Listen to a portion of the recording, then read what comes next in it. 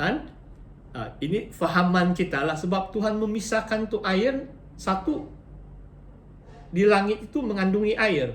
Tapi kalau secara saintifik, saintis akan beritahu kamu itu adalah uap dari lautan karena macam rise to the air, ada awan dia, kemudian dia turun balik. Tapi dalam fahaman ciptaan, kisah ciptaan ini, terpisah air di langit, di surga, dan air di bumi. Tapi kemudian hari yang ketiga baru laut dan bumi. Ada lautan dan tumbuhan. Hari yang ketiga. Hari yang keempat, inilah menariknya. Kenapa pastor ada bawa lagi ini menorah? Sebab 7 ini sangat penting. Sebab hari yang keempat adalah ciptaan matahari dan bulan. Dan bagi saya macam, sebab di dunia ciptaan Tuhan, kita sekarang dikontrol oleh matahari dan bulan. Matahari adalah siang, menerangi hari atau hari siang. Kalau malam, bulan yang menerangi malam. Jadi matahari dan bulan itu menerangi siang dan malam. Kalau manusia, lingkungan kehidupan kita macam di bawah penguasaan, pemantauan sun and the moon, matahari dan bulan. Itulah tengah-tengah itu menorah, hari yang keempat. Itulah macam dia punya tema utama dalam ciptaan ini, supaya kehidupan dapat diteruskan atau berlanjutan di muka bumi adalah karena matahari yang Tuhan ciptakan memberi terang. Dan kita tahu bahwa mungkin pastor terus sebab supaya takut nanti lupa, saya beritahu ini. Apa yang Tuhan buat hari yang ke-7 walaupun tidak diterangkan. Pasti ada 2 ayat firman Tuhan. Selain daripada Yohanes 5, ada Ibrani ayat yang ke-3. Apa yang Tuhan buat hari yang ke-7 adalah Tuhan menyempurnakan pekerjaan ciptaannya. Hukum-hukum alamiah, physical and universal laws, the laws of nature. Okay. Saya bukan saintis, saya coba terangkan sebaik-baik yang saya dapat lah ini. Apa yang Tuhan lakukan hari yang ke-7 adalah dia pastikan segala ciptaan dia hidup secara tertib, bukan lagi chaos, bukan tohu wabohu. Dalam bahasa Ibrani-nya, sebelum ciptaan Tuhan itu macam tidak tertib. Jadi dia pastikan segala sesuatu ada hukum-hukum fisiknya, macam gravity. Mungkin saya beri contoh lah. Yang baru-baru ini ada 2 orang billionaire, dia mau sampai dia pergi orbit. Kamu tahu kan, pergi space. Limpas sudah 50 batu dari bumi. Tapi itu sangat menarik. Limpas satu tahap di bumi itu macam dianggap macam angkasa, space, yang zero gravity. Macam mereka boleh berapung-apung di kapal angkasa mereka lah itu. Mereka punya spaceship atau spacecraft. Bagi saya semua ini hukum-hukum alamiah yang Tuhan tentukan. Sebagai contoh, kenapa hanya kehidupan hanya wujud di muka bumi? Sebab matahari, jauhnya matahari dengan bumi ini adalah ditentukan oleh Tuhan. Kalau matahari itu terlalu dekat, terlalu panas, tidak ada benda boleh hidup. Kalau matahari itu terlalu jauh, terlalu sejuk, musim dingin, 12 bulan, 1 tahun, semua juga beku, mati. Tapi dia ngam-ngam. Itulah Tuhan menentukan semua hukum-hukum ini. Mungkin 1 minggu, kalau ada saintis, kamu boleh jemput 1 minggu, dia cerita semua hukum-hukum universe, physics dan sebagainya. Tidak selesai itu. Memang dalam university ada astronomi dan lain-lain. Ini bidang-bidang scientific laws, physical laws and so on. Jadi saya harap kamu faham. Jadi apa yang disebut dalam firman Tuhan, saya baca ini nomor 13 ya, notasi nomor 13. Ibrani 1 ayat 3. Allah itu menopang segala yang ada dengan firman-Nya yang penuh kekuasaan.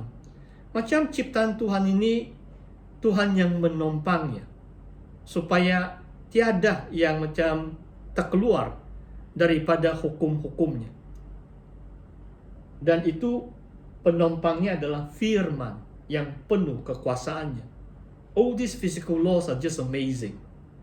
Saya harap kamu mengerti, tanpa Tuhan menyempurnakan pekerjaan ciptaan pada hari yang ke-7, dunia ini masih huru-hara atau chaos, tidak berbentuk, kosong atau tidak tertib. Kalau dalam bahasa Ibrani dia. Boleh ikut setakat ini?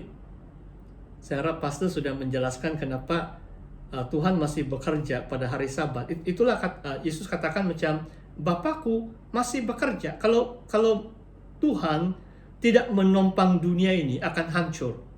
Kalau out of sync, sedikit saja, kalau itu bagaimana gravity hukum dia, kalau sedikit silap pun semua boleh hancur. Tapi Tuhan menopangnya dengan firman-Nya yang penuh kekuasaan. Itu Ibrani bab 1 ayat 3. Oke? Mungkin kita boleh kembali kepada itu. Oke, sekarang nomor 9. Ciptaan itu, saya secara ringkas, binatang, burung, ikan, makhluk yang lain semua kena sebut. Hari yang ke-5. Hari yang ke-6, Adam diciptakan. Ini nomor 9 sudah. Kejadian bab 1 ayat 26. Dari perkataan Adam itu, dari perkataan Adama yang membawa maksud bumi atau tanah, the soil, Adama.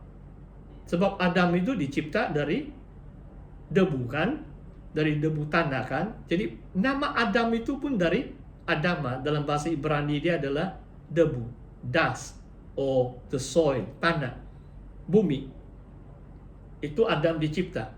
Oke, sekarang saya mau jelaskan yang 10. Ini sangat menarik. Ini pun 1-2 jam mungkin tidak selesai kalau dalam sistematik teologi.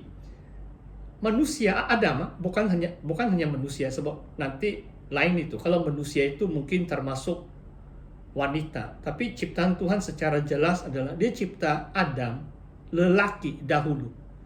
Paulus merujuk ini dalam 1 Korintus 11. Lelaki yang dicipta dahulu. Kemudian Hawa. Paulus merujuk kisah ciptaan bab 1 dan bab 2 dalam kitab Kejadian. Sekarang saya mau terangkan tentang rupa dan gambaran Allah. Jadi Adam diciptakan serupa dengan rupa dan gambarannya Allah. Saya petik yang bahasanya Septuagint, bahasa Yunani. Mungkin senang sikit, pastor mau kasih tunjuk. Inilah kitab Septuaginta, bahasa Yunani Perjanjian Lama, tapi pastor sudah pernah ceritakan.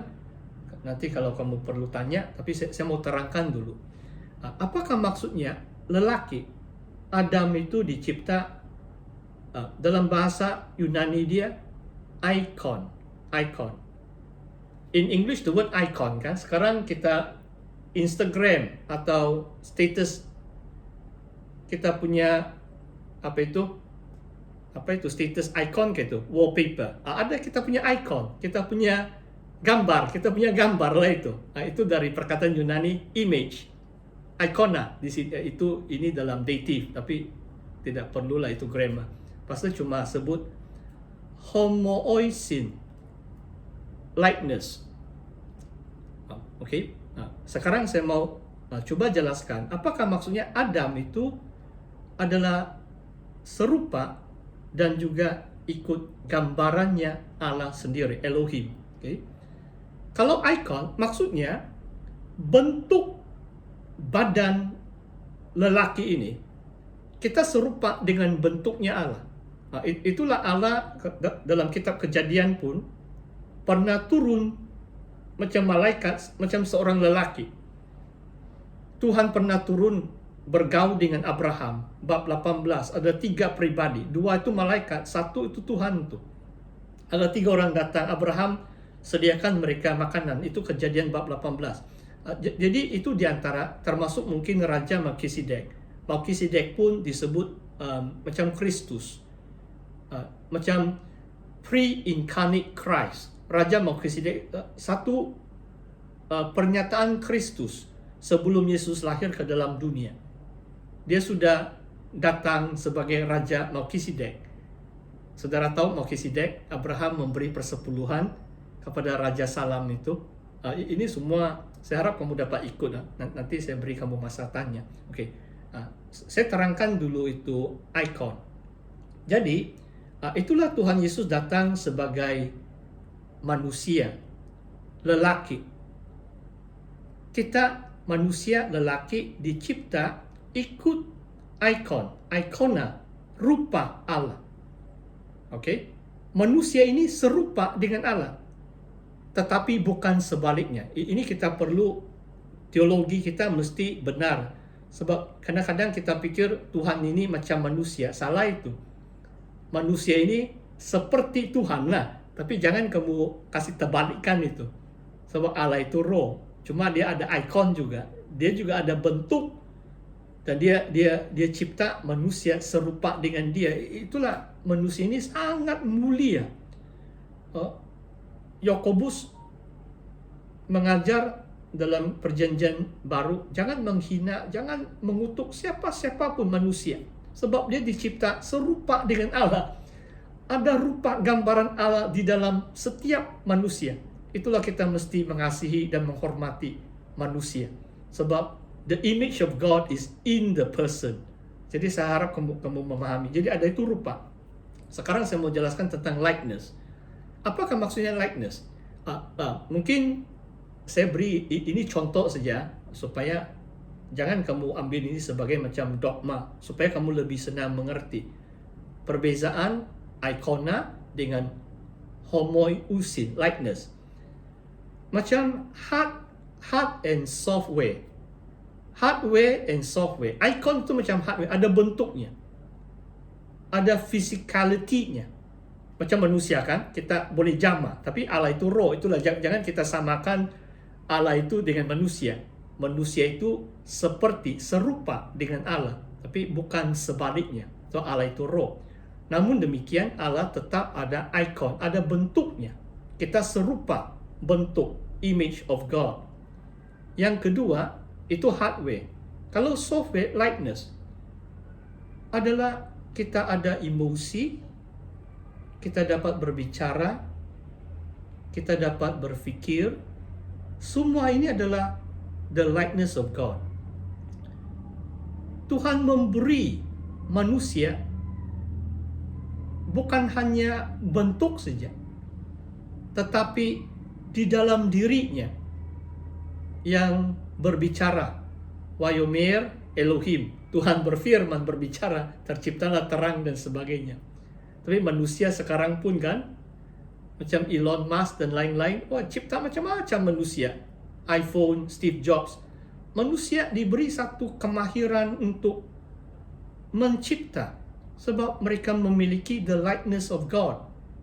Ada gambaran seperti Tuhan. Kita dapat reasoning. Kita ada perasaan, feeling. Semua itu adalah likeness. Saya harap kamu dapat mengikuti apa yang pastor coba sampaikan. Ini bagi saya sangat indah sekali. Satu adalah bentuk ikon itu, ada physicality-nya. Dan yang kedua adalah likeness. Dari segi jiwa, dari segi emosi, pemikiran, rational faculty, dan sebagainya, kemahiran kita mencipta itu, itulah dari Tuhan. Tuhan menghembusi rohnya atau rohnya ke dalam sehingga Adam itu tercipta. So when God breathed into Adam, itulah maksudnya dia telah wujud serupa dengan gambaran Allah, sebab Tuhan telah